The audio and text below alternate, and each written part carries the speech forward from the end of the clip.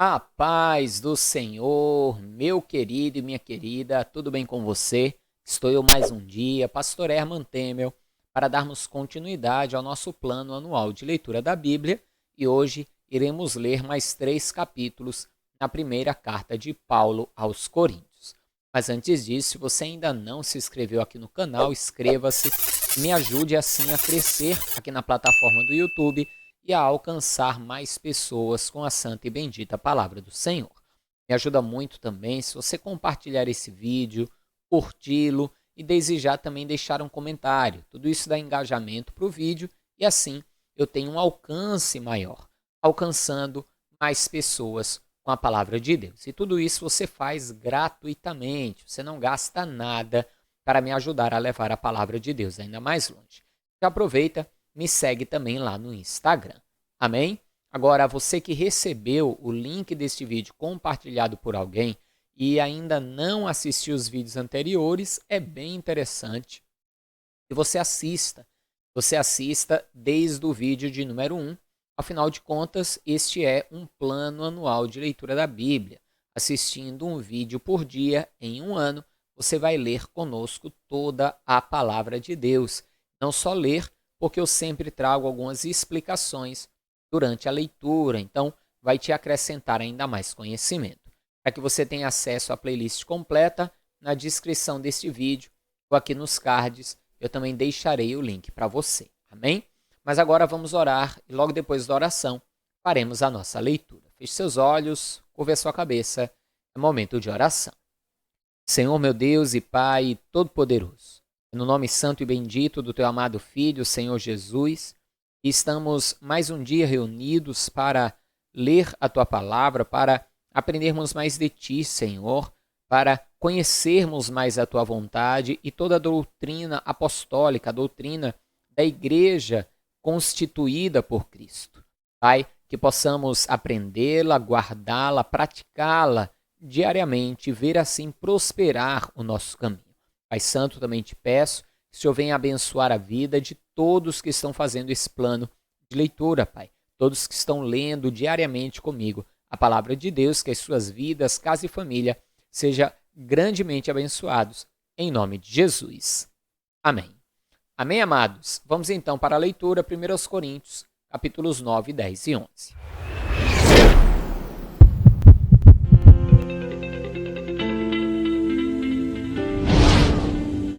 Não sou eu apóstolo, não sou livre, não vi eu a Jesus Cristo, Senhor nosso?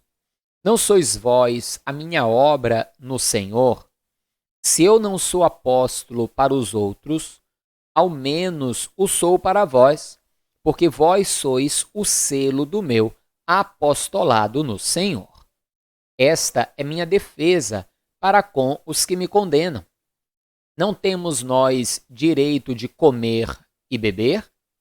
Não temos nós direito de levar conosco uma esposa crente, como também os demais apóstolos e os irmãos do Senhor e Cefas? Ou só eu e Barnabé não temos direito de deixar de trabalhar? Veja, aqui no capítulo de número 9, Paulo ele vai fazer uma defesa de algo que é direito daqueles que vivem para o Evangelho. Ele está fazendo a defesa de que ele, Paulo, era digno de não precisar trabalhar para se sustentar. E assim como ele vivia para o Evangelho, ele vivesse então do Evangelho, fosse sustentado pelo Evangelho. Nós vamos ler aqui no capítulo 9 justamente essa defesa de Paulo, ele mostrando como aquele que vive para o Evangelho é digno de viver do Evangelho, assim como os sacerdotes levitas que viviam para o templo e assim viviam do templo, dos dízimos e das ofertas do templo. Continue a leitura. Quem jamais milita à sua própria custa? Quem planta a vinha e não come do seu fruto?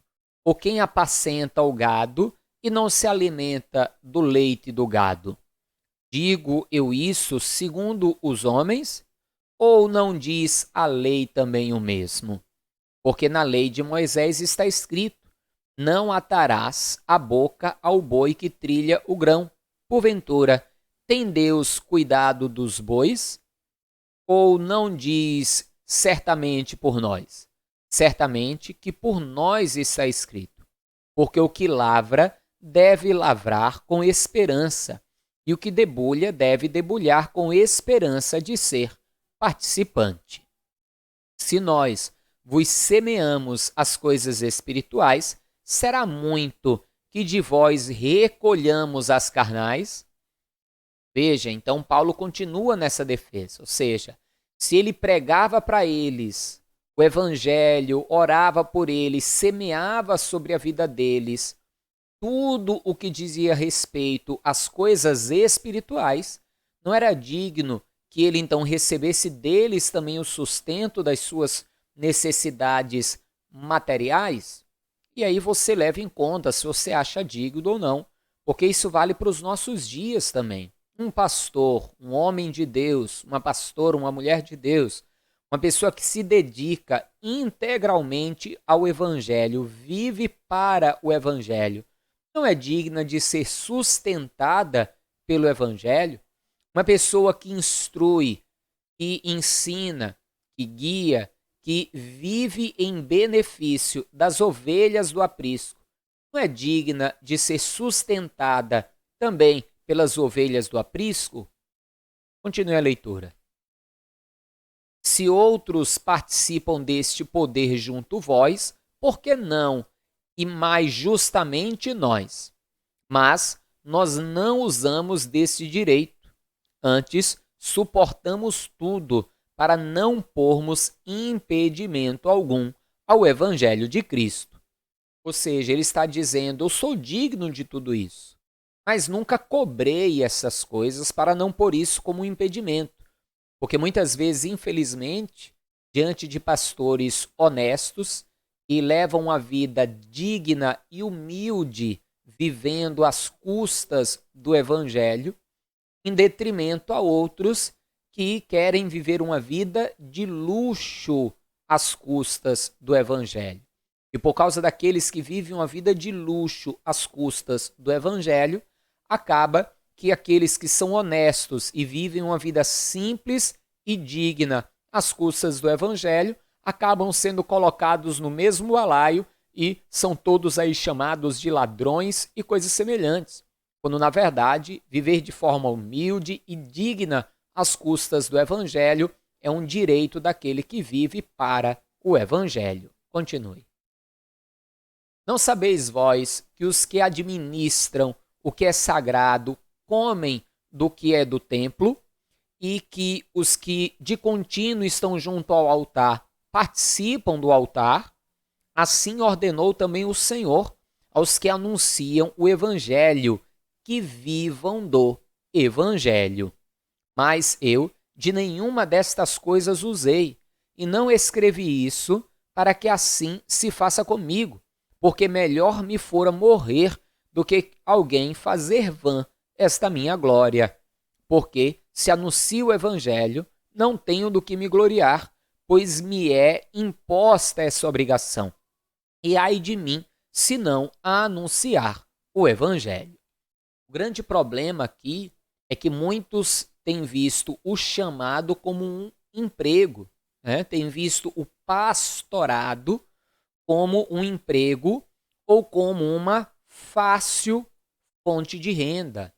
E acabam então fazendo um pastorado baseado no seu próprio sustento, enquanto esse não é o propósito. O propósito é que aquele que realmente tem chamado para o pastorado se dedique diante do seu chamado e assim viva para o seu chamado e do seu chamado. Continue. E por isso, se o faço de boa mente, terei prêmio, mas se de má vontade, apenas uma dispensação me é confiada. Logo, que prêmio tenho? E evangelizando, proponha de graça o Evangelho de Cristo, para não abusar do meu poder no Evangelho. Porque, sendo livre para com todos, fiz-me servo de todos para ganhar ainda mais. Fiz-me como judeu para os judeus, para ganhar os judeus, para os que estão debaixo da lei, como se estivesse debaixo da lei, para ganhar os que estão debaixo da lei. Para os que estão sem lei, como se estivessem sem lei, não estando sem lei para com Deus, mas debaixo da lei de Cristo, para ganhar os que estão sem lei. Fiz-me como fraco para os fracos, para ganhar os fracos. Fiz-me tudo para todos, para por todos os meios chegar a salvar alguns. E eu faço isso por causa do Evangelho, para ser também participante dele. Não sabeis vós que os que correm no estádio, todos na verdade correm, mas um só leva o prêmio?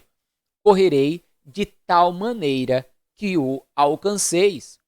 Enquanto nos estádios só um ganha o prêmio, a coroa máxima, a medalha de ouro, aqueles que correm a carreira cristã, se terminarem a carreira, todos que terminarem a carreira ganharão o prêmio, a coroa da vida eterna. Continue. E todo aquele que luta, de tudo se abstém. Eles o fazem para alcançar uma coroa corruptível, nós, porém, uma incorruptível. Ora, os esportistas, lutadores, corredores e aí por diante, eles se abstêm de muitas coisas para poder, quem sabe, conseguir ganhar a medalha que eles querem ganhar, o prêmio, serem campeões. E Paulo diz, com isso, o que ele está querendo dizer? Que muito mais nós, que queremos ganhar a vida eterna, a coroa da glória, que é uma graça que nos é dada, também devemos nos abster daquilo que for necessário, nos abster do pecado e nos abster de tudo aquilo que desagrada a Deus. Continue. Pois eu assim corro, não como a coisa incerta, assim combato, não como batendo no ar. Ora, aquele que vai em busca de um prêmio é incerto.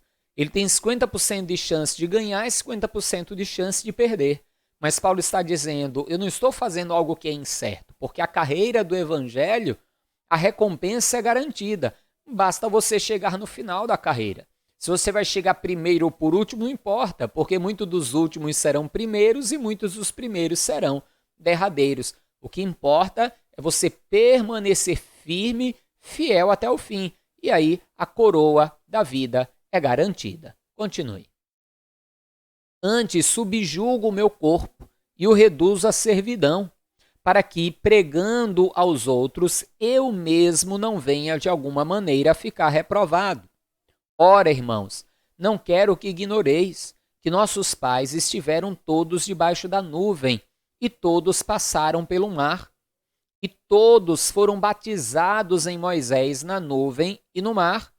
E todos comeram de uma mesma comida espiritual.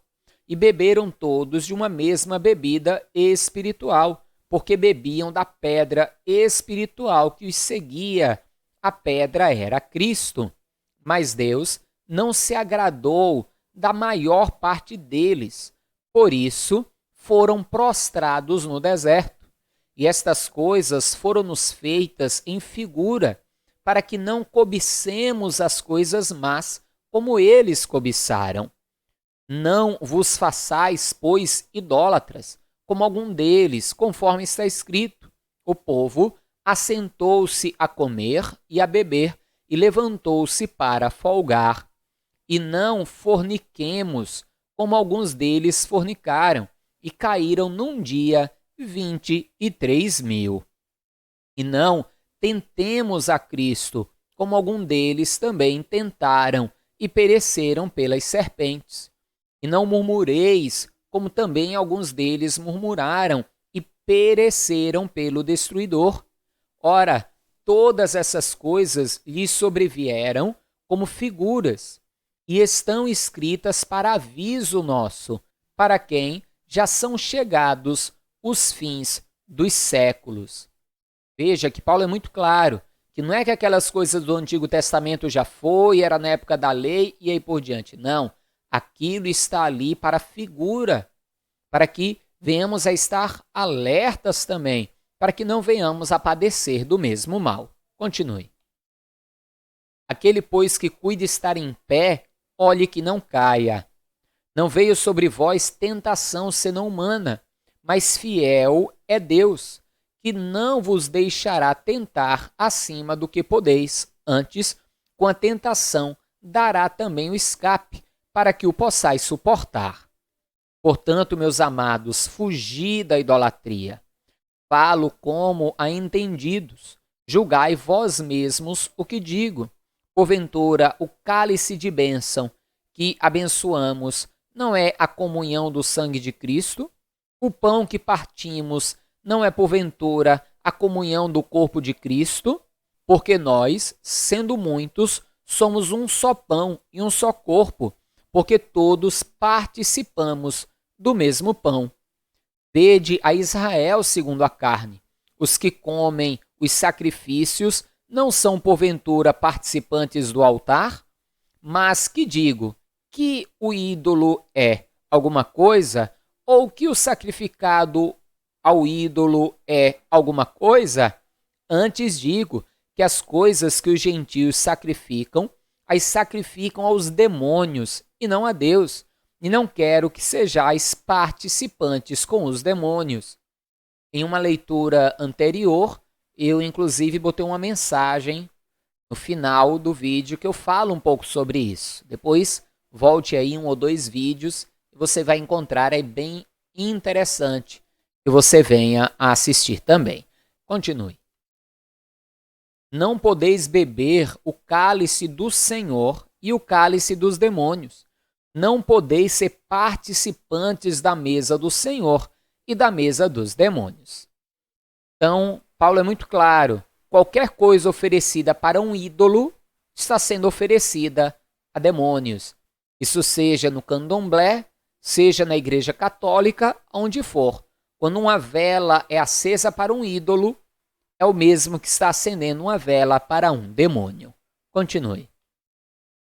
Ou irritaremos o Senhor? Somos nós mais fortes do que ele? Todas as coisas me são lícitas, mas nem todas as coisas convêm. Todas as coisas me são lícitas, mas nem todas as coisas edificam. Ninguém busque o proveito próprio, antes cada um o que é de outro. Comei de tudo quanto se vende no açougue, sem perguntar nada, por causa da consciência. Por que Paulo está dizendo isso? Porque o judeu não podia comer a carne sufocada. Então, não se sabia no açougue se aquela carne era carne sufocada ou não, ou se aquilo que estava sendo vendido ali havia sido, antes de ser sacrificado, havia sido consagrado a um ídolo. Então ele entrava no açougue, comprava a carne dele sem nada perguntar e ia embora, para não ficar depois com a consciência pesada, sabendo que aquela comida havia sido sacrificada ou coisa parecida. Entrava no açougue, comprava sua carne, ia para casa, preparava, consagrava ao Senhor e pronto, comia. Continue. Porque a terra é do Senhor e toda a sua plenitude. E se algum dos infiéis vos convidar e quiser dizer, comei de tudo o que se puser diante de vós, sem nada perguntar por causa da consciência. Mas, se alguém vos disser, isto foi sacrificado aos ídolos, não comais, por causa daquele que vos advertiu e por causa da consciência, porque a terra é do Senhor e toda a sua plenitude. Digo, porém, a consciência, não a tua, mas a do outro, pois por que há de a minha liberdade ser julgada pela consciência de outro? E se eu com graça participo, porque sou blasfemado naquilo, porque dou graças? Portanto, quer comais, quer bebais, ou façais qualquer outra coisa, fazei tudo para a glória de Deus. Portai-vos de modo que não deis escândalo, nem aos judeus, nem aos gregos, nem à igreja de Deus. Como também eu em tudo agrado a todos, não buscando o meu próprio proveito, mas o de muitos, para que assim se possam salvar. Sede meus imitadores, como eu de Cristo. E louvo-vos, irmãos, porque em tudo vos lembrais de mim, e retendes os preceitos como vou-los entreguei. Mas quero que saibais que Cristo é a cabeça de todo homem, e o homem a cabeça da mulher, e Deus a cabeça de Cristo. Todo homem que ora ou profetiza, tendo a cabeça coberta, desonra a sua própria cabeça.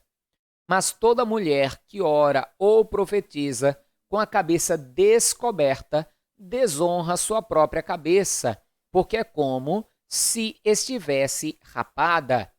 Portanto, se a mulher não se cobre com véu, tosqueia-se também.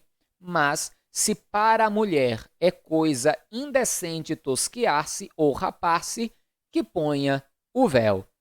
O homem, pois, não deve cobrir a cabeça, porque é a imagem e a glória de Deus, mas a mulher é a glória do homem.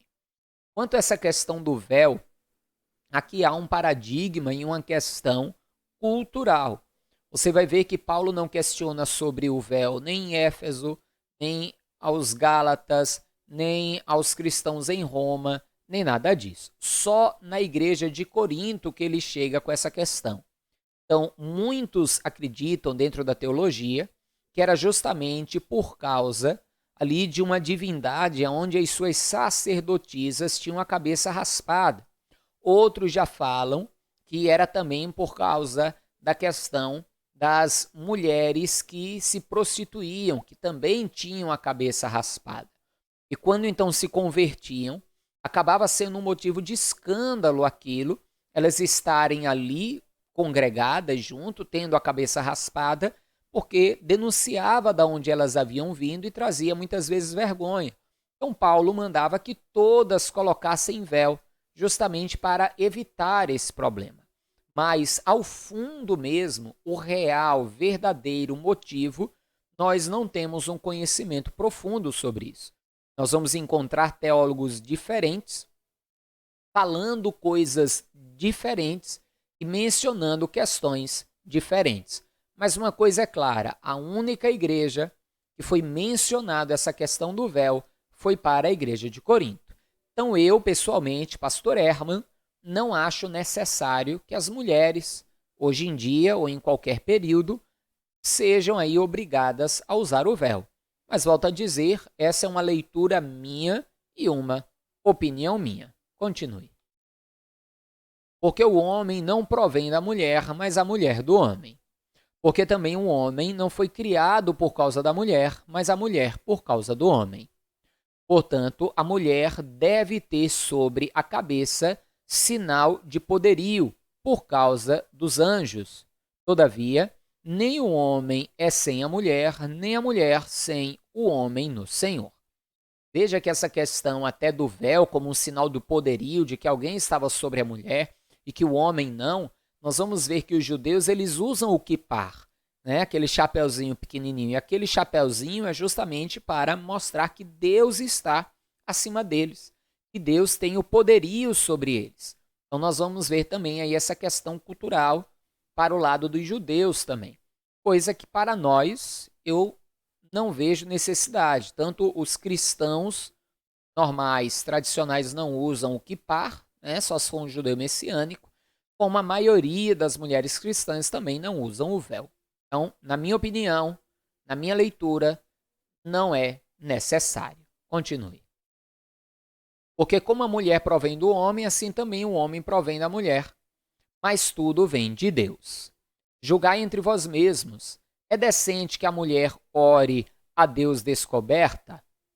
Ou não vos ensina a mesma natureza, que é desonra para o homem ter cabelo crescido? Veja, ao mesmo tempo que ele diz aqui que é desonra para o homem ter cabelo crescido, o voto do nazireado, o homem tinha o cabelo crescido, como Sansão tinha. Então nós vamos ver que tem muito um paradigma cultural aqui em Corinto. É muito provável que Jesus e os apóstolos tivessem também o cabelo meio crescido. Pelo menos esta parte aqui do cabelo era crescido, que é a parte que eles não tosqueiam, não raspam. E nós vamos ver que o voto do nazireado, o homem não cortava o cabelo ficava crescido. E era uma honra o voto. Então, nós vamos poder notar aí que existe alguma questão cultural com relação a Corinto. Mas continue. Mas ter a mulher cabelo crescido lhe é honroso, porque o cabelo lhe foi dado em lugar do véu. Mas, se alguém quiser ser contencioso, nós não temos tal costume, nem as igrejas de Deus. Nisto, porém, que vou dizer-vos, não vos louvo. Portanto, vos ajuntais, não para melhor, senão para pior. Veja que o próprio Paulo diz ali, um pouco antes, versículo 16, né, que nós lemos, que Deus deu à mulher o cabelo por véu. Então, fica aí essa questão, justamente de eu não achar necessário, como a grande maioria das igrejas cristãs não adotaram o véu como algo necessário, porque esse é o entendimento da maioria. Continue. Porque antes de tudo ouço que quando vos ajuntais na igreja, há entre vós dissensões, e em parte o creio.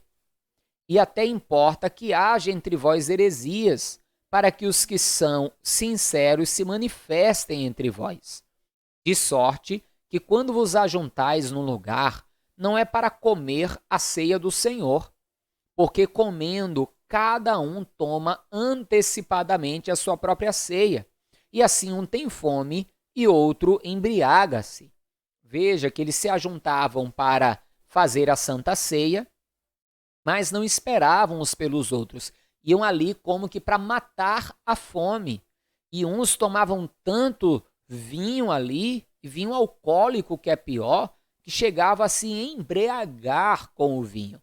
Então, Paulo vai dar uma dura neles com relação a isso. Eles não estavam entendendo que a Santa Ceia era algo espiritual e não algo natural.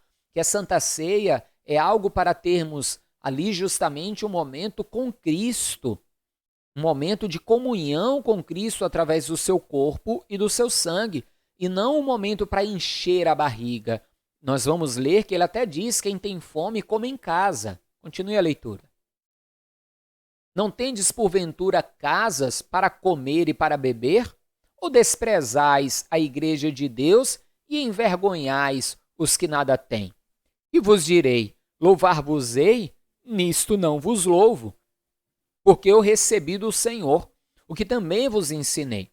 Que o Senhor Jesus, na noite que foi traído, tomou o pão, e tendo dado graças, o partiu e disse: tomai, comei, isto é o meu corpo que é partido por vós, fazei isso em memória de mim. Semelhantemente, também, depois de cear, tomou o cálice, dizendo: esse cálice é o novo testamento no meu sangue. Fazei isso todas as vezes que beberdes em memória de mim. Porque todas as vezes que comerdes esse pão e beberdes esse cálice, anunciais a morte do Senhor, até que venha. Portanto, qualquer que comer este pão, ou beber o cálice do Senhor indignamente, será culpado do corpo e do sangue do Senhor.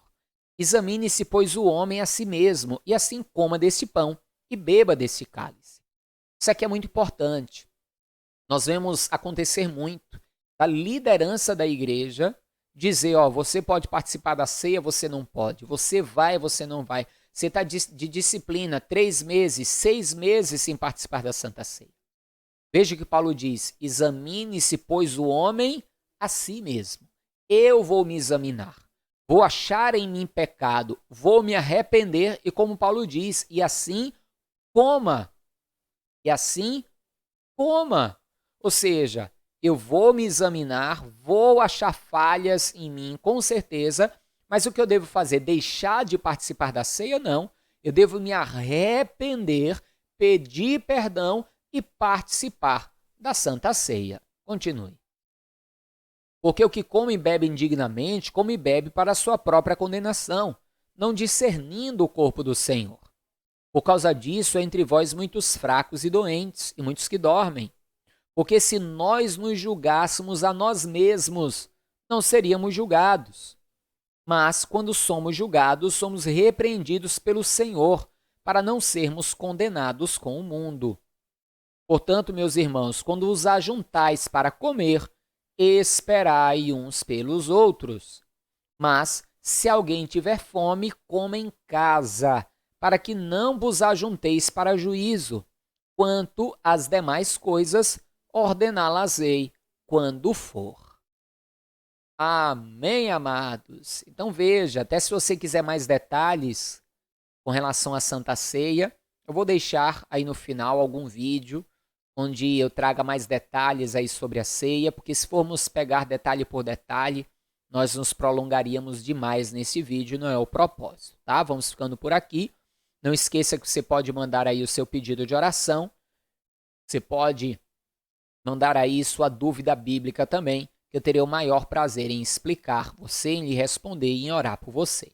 Não esqueça também que você pode fazer aí a sua oferta, me ajudar a continuar levando a palavra de Deus a cada dia mais longe. Aproveite também, já compartilhe esse vídeo, curta, deixe seu comentário. Tudo isso me ajuda a cada dia levar a palavra de Deus mais longe. Amém? Um forte abraço, a paz do Senhor. Até amanhã e viva Ele, viva Jesus!